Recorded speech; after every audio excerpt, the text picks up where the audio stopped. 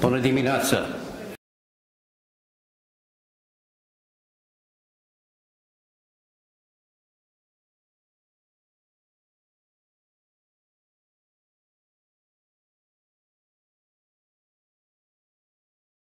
From many different organizations I have worked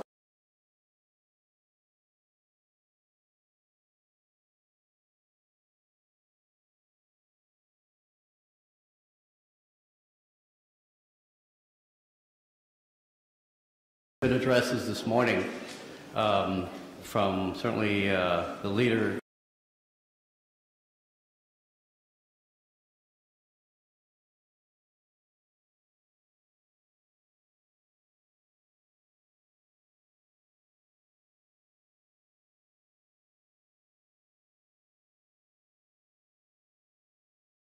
counting of the votes and the use of technology. And in this session, we have 6 distinguished speakers, and you have to bear with us over the next 90 minutes or so.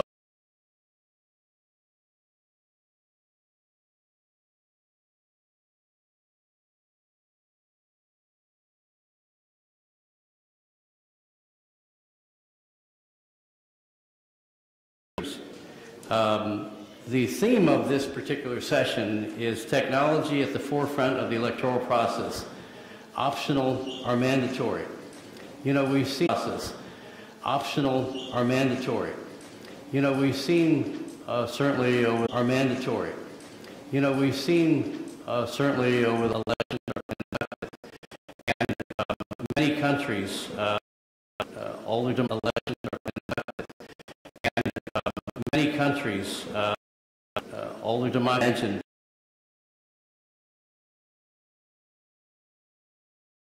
Use in some countries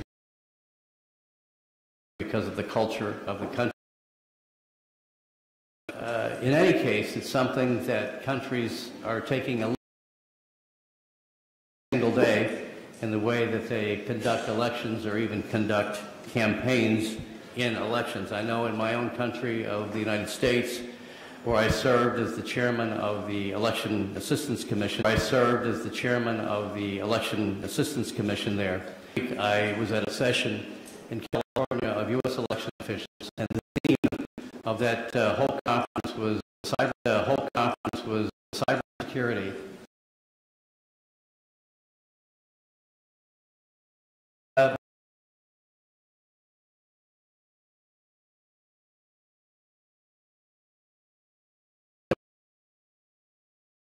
With, and we will follow up, provided there's going to be a publication issued as a result. If you Google anybody's name,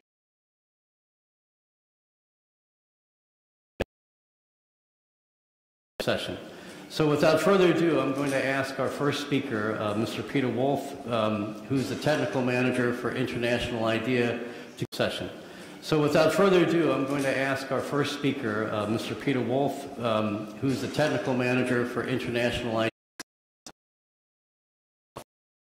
It's more interesting to take a little bit of a broader look at this and think about is technology that countries may, to some extent, find useful, and some countries may use it, some others may choose to do so. It's an almost unavoidable trend. Will eventually all countries use a fully automated, high technology electoral process. And now, databases. At International IDEA, we have an online database about the use of ICTs in elections all around the world. So a lot of country details about how different technologies are being used.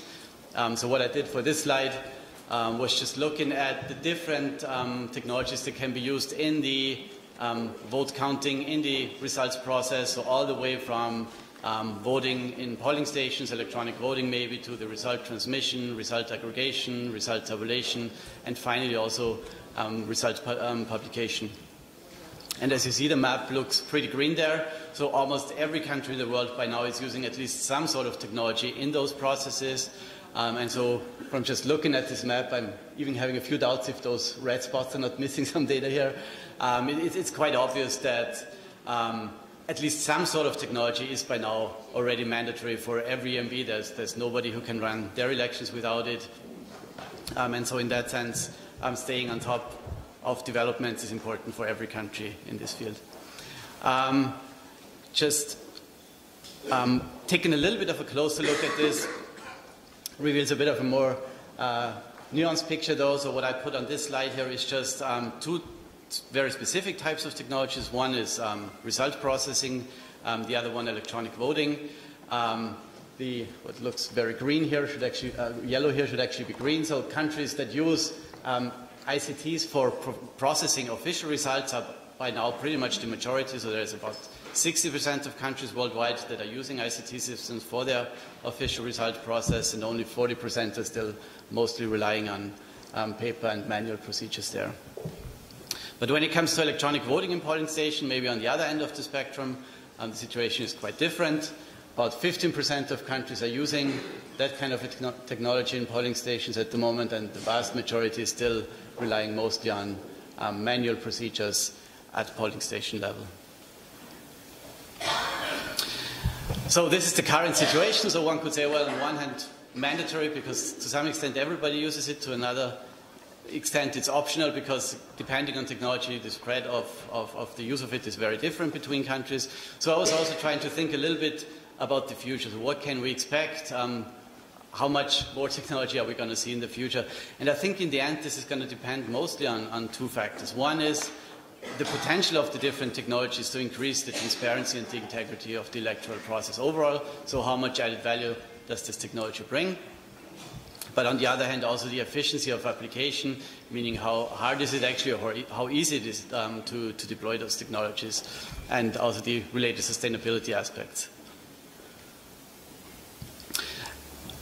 How hard it is, of course, depends a lot on the level on which technology is being deployed. So when we're starting at the central level, there, sustainability-wise and efficiency-wise, at least, of course, there's a huge advantage. There's only relatively few locations that have to be equipped, relatively limited amount of equipment is necessary. That also means only so much stuff is required to do this. Capacity building needs are fairly limited. Of course, infrastructure is always important for technology, so securing infrastructure at central level, be it power supplies, internet connection, communication links, and so on, is fairly straightforward. So in general, applying technology at a central level is very simple, and there's also a lot of technologies that can really highly increase the efficiency of the electoral process, especially in all of those back office tasks, the backbone of the electoral process. Basically, all of this running on technology has a lot of efficiency gains, and the effort is very low. Also, of course, with the internet, publication of data is very cheap and very simple by now. So publication of election details, also when it comes to the results, publication of results to the very minutest details down to polling station levels is now very simple, very cost effective, and it adds a lot to the transparency of the process. So what I definitely see coming is a lot of a bigger trend towards open data principles, so basically publishing the data in a format that is very detailed, easily accessible to all electoral stakeholders, and also easily analyzed, so they can really acquaint themselves with all the details of what was going on during the electoral process. However, then, the further we go away from the capitals, the further we go away maybe from the National Election Commission, into the provinces, into the districts, the municipalities, finally the polling station, of course, the more difficult it is to also deploy technologies there, maintain technologies there. Each of those levels of hierarchy requires a lot more devices that need to be deployed. It requires a lot more people that need to be trained to run those things. Of course, also securing the infrastructure at the local level is not always that easy. and the security situation itself. That is, of course, also necessary to just have a good operating environment for those technologies, sometimes not easily secured at the local level. So the more you go from the central level down to the polling station level, the more the local context is actually going to be important. How much can the technology really help to improve the situation exactly in that given country context, in the context of a given election? I've got one last example here from our database about result tabulation that highlights a little bit what I tried to say with this. The further out you go, the more difficult it gets. So this is a few charts about the entering the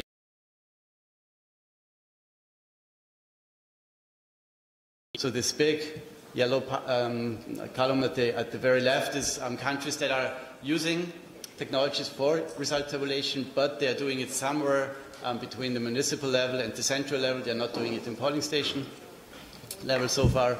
The small red bar in the middle is countries that are doing their data processing only at the national level, and the two green in between are those countries that already have technologies that are actually reaching all the way to the polling stations, either only for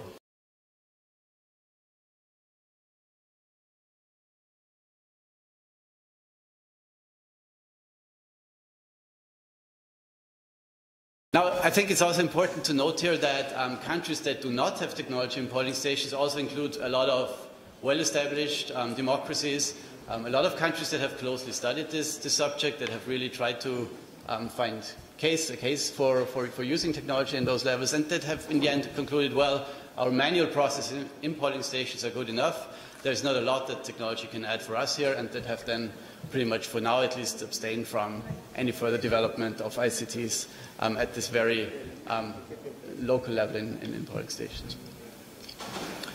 But of course, that doesn't mean that in many other contexts there's not a case to be made for using certain types of technology, especially voting counting technologies at the polling station level, especially in cases where there's issues with a slow vote count, where the ballots are very complicated, where there are issues with the accuracy of the vote, maybe where there's allegations of manipulation in the vote count. Technology can certainly add a lot of value. It can enforce a certain amount of the polling station procedures, maybe eliminate some human factors that have been the root cause of some of the irregularities.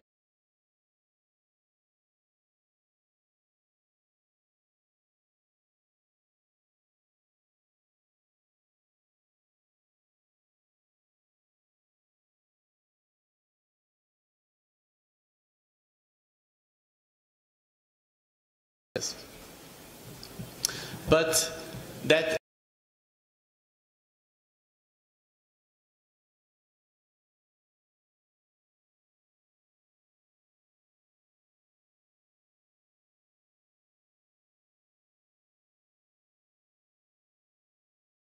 what is a transparent election? A transparent election is basically an election where every stakeholder has a possibility to access the process, to view what's going on, to see what's happening, and of course that is not that easily done when a computer conducts a lot of the essential work that's happening in the polling station. So when using those technologies at the forefront now of the electoral process, it is very important to think about how to make those technologies transparent. And that requires a whole lot of thinking from the very beginning of introducing those technologies, from the planning stage, from establishing the feasibility of those technologies, from making a clear case why this really adds value, then on to the procurement process that of course should be a transparent one, where it's clear how a certain provider has then been chosen for the solution. Source codes, which is often requested, to give them a chance to acquaint themselves exactly with the details of how those technologies are working. So overall, I think those transparency measures are really important. Without them in place, there's always a risk, especially in contexts where there's a tight contest in an election, or where there's a low level of trust, that previous allegations of irregularities in manual procedures are simply shifting over to allegations of interference at a technical level, maybe even hacking, as we heard before. So overall, I think transparency mechanisms for technologies are a very important issue to keep in mind here. Thank you very much.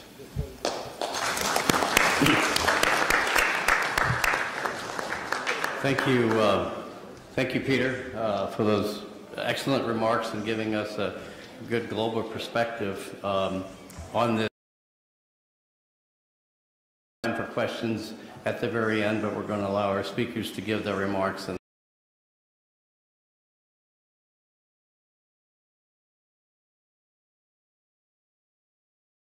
Mr. Guang Il Park, who's the Deputy Director of the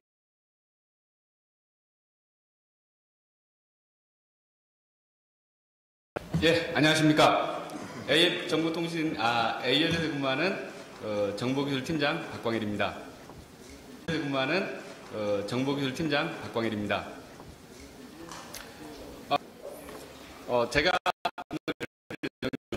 제가 AL 페이지부터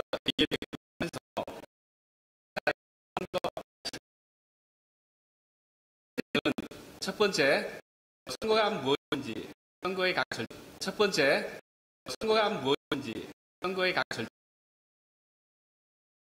어떤 문제점이 있길래 RCT의 기술의 지원이 필요한지, 선거 RCT 기술에 대해서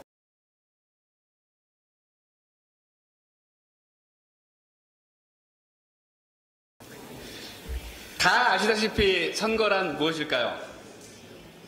이제 간단하게 생각하면 절차적인 관점에서 선거는 투표권이 있는 선거권이 있는 유권자를 명부 데이터베이스로 명부 리스트를 만들고 그리고 그 등록된 명부에 입각해서 정해진 유권자한테 투표할 수 있는 권한을 부여해주고 그리고 그 투표에 참여한 사람들이 정상적으로 기표를 할 수 있도록 지원하며 정확한 개표를 통해서 결과를 투명하게 공표해 줄 수 있는 일련의 절차를 절차적 관점에서는 선거라고 할 수 있겠습니다. 이러한 각 절차별로 핵심 가치들이 있습니다.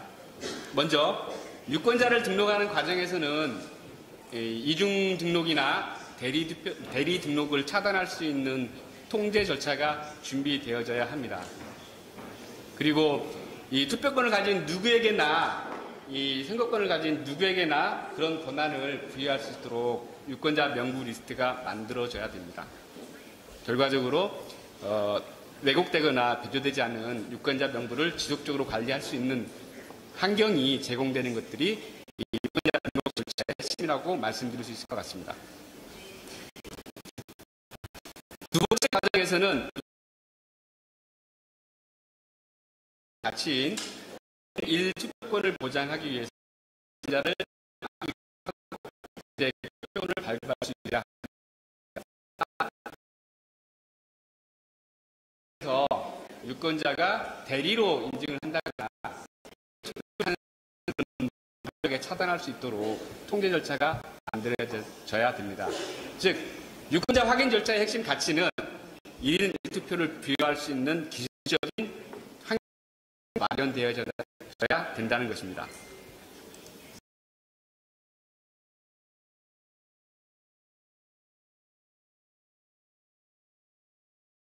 변조된 투표용지나 또는 왜곡된 투표용지를 막을 수 있는 기술적인 통제 절차가 있어야 되고요.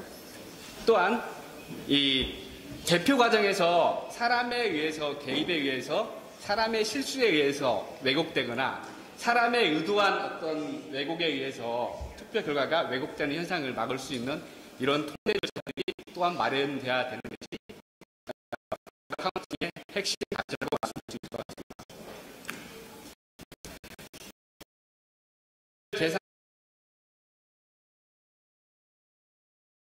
기술이 선거의 전부라고 말할 수는 없습니다.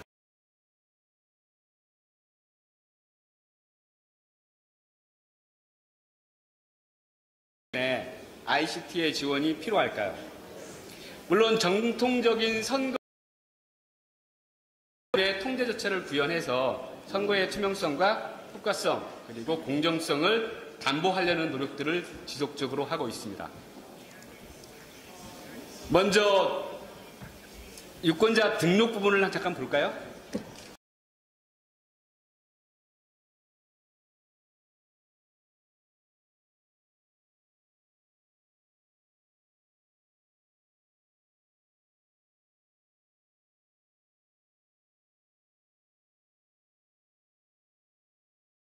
정보로 수집하는 케이스들이 많이 있었습니다. 물론 일부에서는 사진 그리고 지문을 통한 유권자 정보를 수집하였지만 이러한 정보들이 중앙에 통합된 데이터베이스로 디지털화해서 저장되어 관리되지 않은 것 또한 사실입니다. 이러한 종이 명부를 이용한 유권자 관리는 어느 정도의 문제점이 포함하고 있습니다.